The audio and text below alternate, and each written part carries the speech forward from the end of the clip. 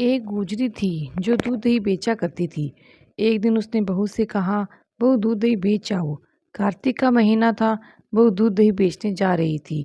देखी कि बहुत सारी औरतें पीपल पथवारी सींच रही हैं। वह वहाँ गई और पूछने लगी, आप लोग यह क्या कर रही हैं? तब औरतें बोली, हम तो पीपल पथवारी की पूजा कर रही हैं। तब बहू बोली, इससे क्या होता है? औरतें बोली कि अंधन होता है, 12 वर्ष से बिछड़ा हुआ पति मिल जाता है। तब बहू सोची कि ये लोग तो पानी से सींच रही हैं, तो मैं दूध दही से सींचूंगी, ऐसी ही बात है। तो बहू रोज दूध पिंपल में और दही पंथवारी में सींच देती।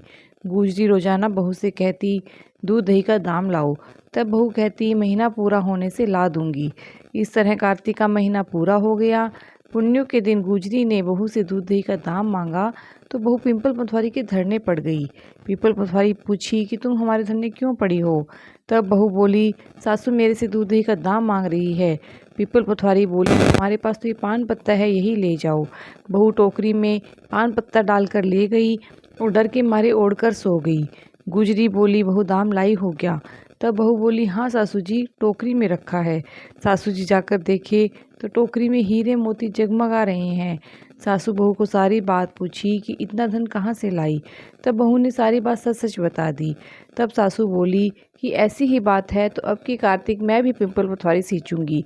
सासू दूध दही तो बेच आती और हांडी धोकर पीपल पथवारी में गिरा देती और अपनी बहू से बोलती, मेरे से दूध दही का दाम मांग।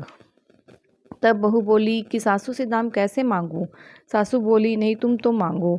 तब बहू बोली, सासू जी दूध दही का दाम लाओ। सासू जी पीपल पथवारी के धरने पड़ गई। पीपल पथवारी सासू को पान पत्ते दिए और सासू एक टोकरी में पान पत्ते लाकर रख दी। बहू जाकर टोकरी में देखे तो उसमें कीड़े मकोड़े चल रहे हैं। बहू सास के पास दौड़कर गई। सासू आकर देखे तो उसमें कीड़े मकोड़े हैं। तब सासू बोली, पीपल पथवारी ने दो भांति की है, बहू को तो धन दिया और मुझे कीड़ा दिया। तब सब कोई बोले कि बहू ने तो सच से पीपल पथवारी सींची थी और सासू धन की भूखी सींची थी, इसीलिए बहू को धन मिला और सासू को कीड़ा मिला।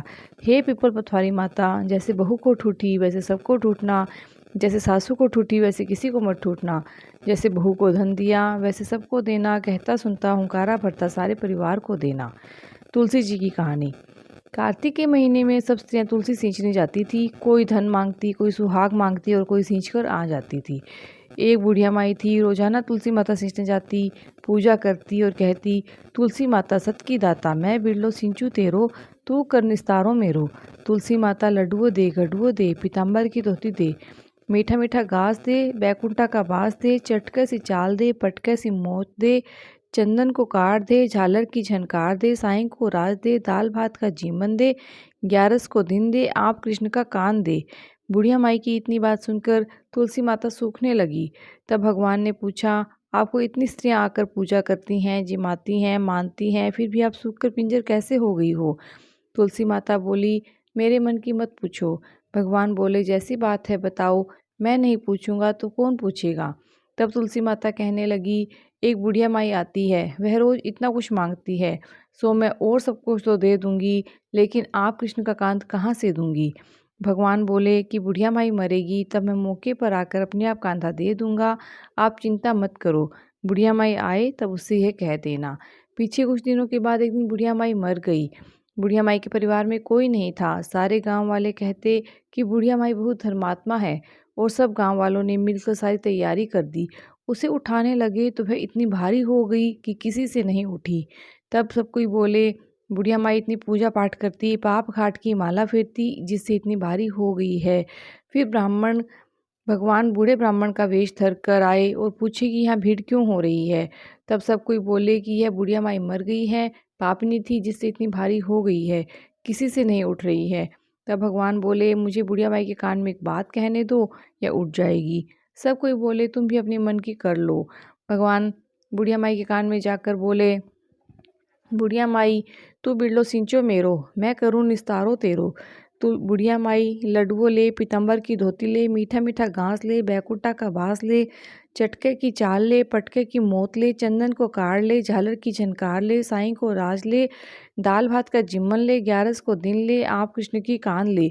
इतनी बात सुनते ही बुढ़िया माई हल्की हो गई। भगवान उसे अपने कंधे पर ले गई, उसकी मुक्ति हो गई। हे तुलसी माता, जैसे बुढ़िया माई को मुक्ति दिलाई वैसे सबकी मुक्ति दिलाना। जैसे भगवान ने उसे कांधा दिया वैसे हमें भी देना, सबको देना। कार्तिक मास की कहानी। एक सासू बहू थी। सासू बोली, मैं कार्तिक नहाने गंगा जी जा रही हूँ। बहू बोली, सासू जी मैं भी गंगा जी नहाऊंगी। सासू बोली, अभी तुम्हारी उम्र नहीं हुई है, तुम आगे नहाना, अभी तो मैं ही जाऊंगी। सासू कार्तिक नहाने गंगा जी चली गई। इधर बहू कुम्हार के पास गई और 33 मिट्टी के कुंडे लाकर छत पर रखे। बहू रोज रात को एक कुंडा पानी से भर कर रखती। सुबह उठकर नहाती, तब कहती, सासू नहावे उंडे बैठ, बहू नहावे कुंडे बैठ। हर हर गंगा मन चंगा तो कटौती में गंगा। ऐसे कहते ही गंगा जी की धारा कुंडे में आ जाती और बहू उससे नहाकर कुंडा उल्टा करके रख देती। एक दिन वहाँ गंगा जी में सासू जी नहा रही थी तो सासू जी की नथ भी गंगा जी में गिर गई। इधर बहू नहाने लगी तो वह बोली, हे गंगा मैया, आपकी धारा मेरे कुंडे में आ जाए। इतने में गंगा जी की धारा कुंडे में आ गई और सासू की नथ भी आ गई। बहू ने नथ देखी तो कहा, यह नथ तो मेरी सासू जी की है। महीना पूरा हुआ, सासू जी गंगा जी से वापस आई। बहू को नथ पहने देखकर बोली, यह नथ तो मेरी है, तुम्हारे पास कहाँ से आई। तब बहू बोली, सासू जी आप नहाए उंडे बैठ, मैं नहाई कुंडे बैठ, और मैंने राधा दामोदर जी का नाम लिया तो रोज गंगा मैया की धारा मेरे कुंडे में आ जाती। यह नथ भी मुझे धारा के साथ कुंडे से मिली है। सासू बोली, मुझे ब्राह्मण जिमाना है। बहू बोली, सासू जी आप ब्राह्मण जिमाओ तो मेरे भी 2 ब्राह्मण जिमा देवें। मैं भी कार्तिक नहाई थी। तब सासू बोली, झूठ क्यों बोलती हो। बहू सास को ऊपर ले गई। सास ने देखा वहाँ 33 मिट्टी के कुंडे उल्टे रखे हैं। वे मिट्टी के कुंडे अब सोने के हो गए हैं। सासू बोली, बहू मैं तो मन में घमंड कर ऊपरी मन से तीर्थ नहाई, गंगा जी नहाई, इसीलिए मुझे कुछ नहीं मिला। पर तुम श्रद्धा से तन मन से कार्तिक नहाई, इसलिए तुम्हें कार्तिक माता ठूठी है। पीछे खूब ब्राह्मण जिमाए, दक्षिणा दी। हे गंगा मैया, जैसे बहू के कुंडे में धारा आई वैसे हमारे भी आना। हे कार्तिक माता, जैसे बहू को ठूठी वैसे सबको ठूटना। कहता सुनता हुंकारा भरता, सारे परिवार को ठूटना। लपसी तपसी की कहानी। एक लपसी था, एक तपसी था। तपसी तो रोज भगवान की तपस्या करता, लपसी सवा सेर की लापसी बनाता और भगवान के भोग लगाकर घंटी बजाकर जीम लेता। एक दिन दोनों लड़ने लगे। लपसी बोला, मैं बड़ा हूँ। तपसी बोला, मैं बड़ा हूँ क्योंकि मैं सारा दिन तपस्या करता हूँ। इतने में नारद उधर से घूमते घूमते नारद जी आए और पूछे कि तुम दोनों क्यों लड़ रहे हो। दोनों ने कहा, हम में से कौन बड़ा है। नारद जी बोले, इसका फैसला मैं कल कर दूंगा। दूसरे दिन नारद जी ने 1.25 करोड़ की मुंदड़ी उनकी आगे गिरा दी। लपसी ने मुंदड़ी देखी तो सोचा, अगर मैं इसे उठा लूँगा तो कोई आकर मुझे मार देगा। उसने मुंदड़ी नहीं उठाई। तपसी ने मुंदड़ी देखी तो झट उठाकर अपने घुटने के नीचे छुपा ली और तपस्या करने लगा। लपसी ने 1.25 सेर की लापसी बनाई, भगवान के भोग लगाकर जीम लिया। नारद जी आए तब दोनों पूछने लगे कि हम में से कौन बड़ा है। नारद जी ने तपसी से कहा, तुम्हारे घुटने के नीचे क्या है। तपसी ने घुटना उठाया तो 1.25 करोड़ की मुंदड़ी निकली। नारद जी बोले, इतना भजन भाव करके भी तुम्हारे मन से चोरी नहीं गई है। चोरी करने से तुम्हारी तपस्या भंग हुई है, इस कारण लपसी बड़ा हो गया है। तब तपसी बोला, महाराज मेरा यह पाप कैसे उतरेगा, मेरी तपस्या का फल मुझे कैसे मिलेगा। तब नारद जी बोले, कार्तिक मास में स्त्रियां कार्तिक नहाएंगी, वे अपना पुण्य तुम्हें देंगी, तब यह पाप उतरेगा। वह बोला, मुझे अपना फल कैसे देंगी। तब नारद जी ने कहा, आज से सब कहानियाँ कहकर तुम्हारी कहानी नहीं कहेंगी तो कार्तिक का फल तुम्हें मिलेगा। धोती देकर गमछा नहीं देंगी तो तुम्हें फल मिलेगा, साड़ी देकर कब्जा नहीं देंगी तो तुम्हें फल मिलेगा, सीधा देकर दक्षिणा नहीं देंगी तो तुम्हें फल मिलेगा, ब्राह्मण जी माँ का दक्षिणा नहीं देंगी तो तुम्हें फल मिलेगा, दिया से दिया जलाएंगी तो तुम्हें फल मिलेगा। इतना कहकर नारद जी चले गए। तब से सब कहानी कहने के बाद लपसी तपसी की कहानी कहने का नियम हो गया। गणेश जी की कहानी। एक सासू बहू थी। एक दिन सासू ने बहू से कहा, एक ब्राह्मण को जिमाना है, कोई छोटा लड़का देखकर नौता दे देना और एक व्यक्ति की रसोई ज़्यादा बना लेना। बहू बाहर गई, वहाँ ब्राह्मण के लड़के खेल रहे थे। एक को बुलाकर बहू ने कहा, तुम 12 बजे हमारे यहाँ जिमने आ जाना। लड़के ने कहा, मुझे गणेश गणेश पुकारना, मैं उसी समय आ जाऊँगा। रसोई बनने के बाद बहू ने बाहर जाकर गणेश गणेश पुकारा, वह आ गया। उसको भोजन कराया तो उसने सारा भोजन समाप्त कर दिया। सासू ने मन में सोचा कि कैसे को नौता दिया है, पर अब क्या हो सकता है। भोजन करने के बाद लड़के ने दक्षिणा में सोने का टक्का मांगा।